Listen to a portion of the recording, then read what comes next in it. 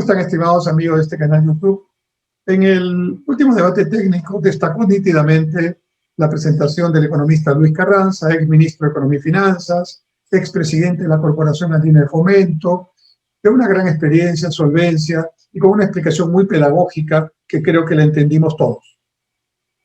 Pero ahora quiero en este video enfatizar en 4 aspectos. Algunos de ellos han sido criticados por digamos, los partidarios de Perú Libre.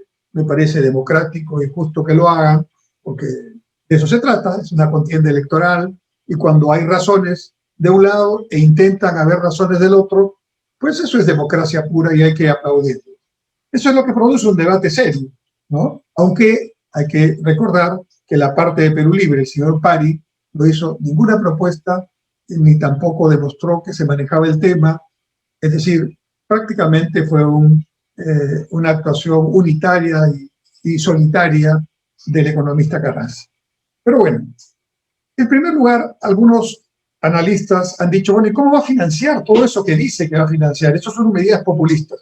Bueno, a Luis Carranza, a quien yo conozco porque he sido ministro de Transportes cuando él era ministro de Economía, que es una persona muy seria en el manejo de los recursos, muy disciplinada y muy transparente también en los conceptos y los criterios que maneja, decirle que está haciendo planteamientos populistas es no conocerlo, ¿no? Realmente lo que dijo, y lo dijo además con toda hidalguía y transparencia, algunos de estos planteamientos que ha hecho la señora Fujimori, como por ejemplo aumentar la pensión 65 e incluso dar dinero para otros programas sociales, ¿no? Van a significar un mayor déficit fiscal del que tenemos en este momento, por los 2 primeros años, dijo. Y después, en los siguientes 3 años del quinquenio, se recuperarán los niveles prepandemia. Antes de la pandemia teníamos un déficit fiscal que era apenas menos del 1% del PBI. Con la pandemia hemos logrado un déficit fiscal que no es ninguna satisfacción, por supuesto, cercano al 9% del PBI. Es decir, el gasto público se ha incrementado tremendamente como consecuencia de esta pandemia, y así tuvo que ser, porque ha habido que comprar muchos equipamientos y dar muchos recursos para el sector salud, pero también ha habido que darle apoyo a las empresas y a las familias para soportar este periodo de tanta dificultad. Entonces, no es que el déficit fiscal esté en este momento en una situación inmanejable, ni que no se pueda recuperar esta situación. De hecho, ya se está recuperando. La economía peruana se espera que crecerá el 2021 a un nivel cercano al 10%. Recordemos que caímos más de 11% el año 2020. Y entonces la recuperación fiscal se está produciendo. Todavía el mundo nos ve con confianza y podemos emitir bonos soberanos a bajas tasas y con largos plazos y en soles. Son ventajas que no las tiene, por ejemplo, Argentina. No puede hacer nada de esto. Argentina, con las justas, ha logrado reprogramar su deuda externa, ¿no? Nosotros no somos un país grandemente endeudado en este momento, gracias a los últimos 30 años donde nos hemos sacrificado los peruanos para manejar bien las cosas. Tampoco lo puede hacer Bolivia, que tanto es mencionada por el señor Castillo o por los partidarios de Perú Libre. Tampoco lo puede hacer Colombia, ¿no? Menos Venezuela. Venezuela está en default, o sea, está en una situación simplemente de no pago y de crisis total. Nadie le presta un centavo a Venezuela en estos momentos, lamentablemente. Entonces, Perú tiene esa solvencia fiscal, esa autonomía monetaria, esa estabilidad económica que le permite tener esa posibilidad, sin generar ningún problema fisco, aumentando un poco el gasto en los primeros tiempos para atender necesidades sociales que sin duda requieren atención, y eso haciéndolo con responsabilidad fiscal, cosa que del lado de Perú Libre no aparece alguien que pueda explicar cómo harían lo que dicen que van a hacer manteniendo la estabilidad fiscal, y por lo tanto claramente eso no sería algo que generaría esta misma situación, sino problemas mayores. Entonces, está explicado por el propio Carranza cómo financiar los mayores gastos que las propuestas de Fuerza Popular están planteando. Y lo dice Carranza.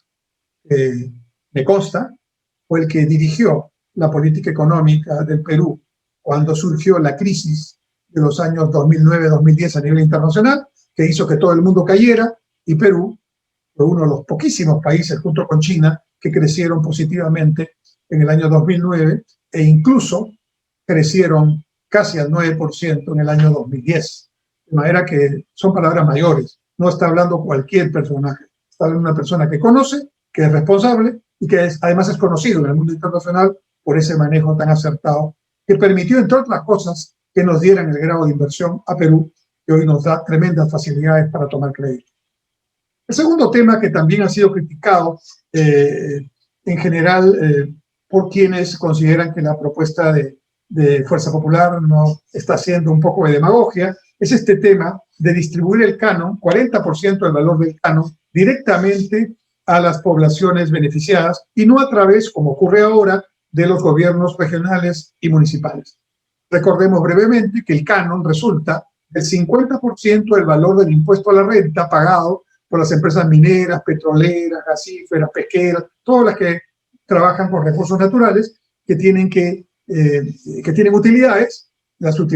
Sobre las utilidades va el impuesto a la renta y el 50% va al tesoro para ser utilizado en los gastos generales del tesoro y el otro 50% se reserva para ser distribuido entre regiones, municipios provinciales, municipios distritales, universidades de las zonas vinculadas al proyecto específico que está generando el canon, como lo manda la ley. Bueno, lo que dice Carranza es muy sensato. Viendo el grado de ejecución de ese canon, pues los gobiernos regionales y municipales solo ejecutan en promedio el 60% de ese canon, y a veces menos. Entonces, de ahí sale el 40%. Si no lo ejecutan, en lugar de que esté en tesoro ahí esperando que se ejecute, mejor que vaya directamente, ya no a los municipios y a las regiones, que parecen no tener capacidad de ejecutar con mucha eficiencia y rapidez, sino directamente a las comunidades y a las poblaciones involucradas. ¿Esto es algo demagógico? No. La experiencia con trabajo de comunidades directamente, por ejemplo, a través de núcleos ejecutores, es muy positiva. Y las comunidades son muy responsables, son muy disciplinadas, allí no hay corrupción, trabajan directamente ellos vigilando de que las cosas se hagan. ¿Para qué tipo de obras? Porque también hay que reconocer que buena parte de este dinero se ha hecho en obras que no son buenas para sacar de la pobreza a la gente. Ni los estadios, ni las plazas de toros, con el mayor respeto a lo que puede significar el deporte o otro tipo de actividades que a la gente le gusta, ¿no? Ni las nuevas plazas de armas, ni los nuevos locales de los municipios o de las regiones son gastos que sacan de la pobreza a la gente.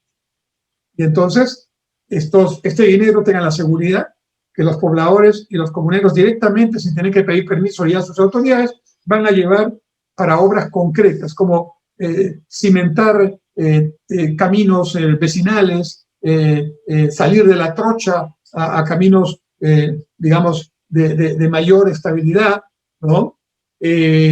Canales de regadío, obras pequeñas de infraestructura, todas las cuales van a generar empleos locales y van a mejorar el nivel de vida de esa población. Y entonces la población va a decir, ah, sí, entonces me sirve el dinero que surge de estos proyectos mineros, gasíferos y otros más. Sí, creo que la explicación está bien hecha y frente a las críticas la respuesta está dada. No hay ningún manejo irresponsable ni ninguna transgresión a algo que pueda hacer la distribución del canon de una manera adecuada. El otro tema importante tiene que ver con el programa especial de crédito que ha planteado Luis Carranza como parte de la propuesta de Fuerza Popular para atender a los pequeños y microempresarios, que son la gran mayoría, como ya sabemos. Y esto lo ha dicho Carranza, que Perú, él no entiende por qué Perú todavía no ha hecho algo de esto de manera masiva y cuando otros países lo están haciendo, con menos recursos fiscales y menos estabilidad que la peruana. Pues no tenemos ninguna razón para no hacerlo. Entonces, ha planteado un fondo que primero requiere apoyar, capitalizar a COFIDE, ¿no? Fortalecer a COFIDE, a la Corporación Financiera de Desarrollo, como banco de segundo piso, y luego, a través de este esquema, ¿no? Dirigir recursos para un programa que le ha llamado Volver a Empezar. Es decir, para aquellos negocios, miles de negocios que hay en el Perú, tienen que ver en zonas urbanas con pequeñas bodegas, lavandería, y en zonas rurales también con pequeños negocios rurales, campesinos, ¿no? Que a los cuales les va a destinar aproximadamente entre 5 a 10.000 soles de crédito individual, con un periodo de 7 años de plazo, con 4 años de gracia y con un interés prácticamente cero. Y ese dinero, ¿no? Se va a generar con un fondo inicial de alrededor de 10.000 millones de soles, dijo Carranza, que implicará beneficiar aproximadamente en una primera etapa a 200.000 MIPYMES. Es un programa fuera de foco, que no ha hecho un buen cálculo del impacto que va a tener, no, por el contrario. Y yo le agregaría, si COFIDE enfatiza estos recursos a través de las cajas municipales, las cajas rurales y las CEPIMES, y además también se genera un fondo para capitalizar a estas instituciones del microcrédito, todavía va a tener un impacto muchísimo mayor, cualitativamente superior al que se ha planteado con buen criterio. Entonces, ese tercer punto es muy importante y claramente tiene todo el sustento, el financiamiento y la explicación de cómo va a funcionar y cómo va a impactar positivamente en microempresarios de las zonas urbanas y rurales. Y el cuarto punto que quisiera comentar, también de planteamiento de Luis Carranza, es el plan casi inmediato que ha sugerido va a iniciar el gobierno de Keiko Fujimori, si es elegida presidenta, para la intervención y mantenimiento de vías no pavimentadas, o sea, de trochas, que las va a convertir, trochas y caminos carrozables, en vías, digamos, de pavimentos económicos o de mantenimiento, como el proyecto Perú, que se manejó en años anteriores y que sin duda ha dado excelentes resultados, disminuyendo tiempos, mejorando la calidad de vida de la gente y generando empleo local. Todas estas medidas, más otras más, que no voy a comentar por el tiempo, se traducen en un programa que ha sintetizado Lucho Carranza con las siguientes frases, ¿no? Tu salud, tu comida, tu trabajo.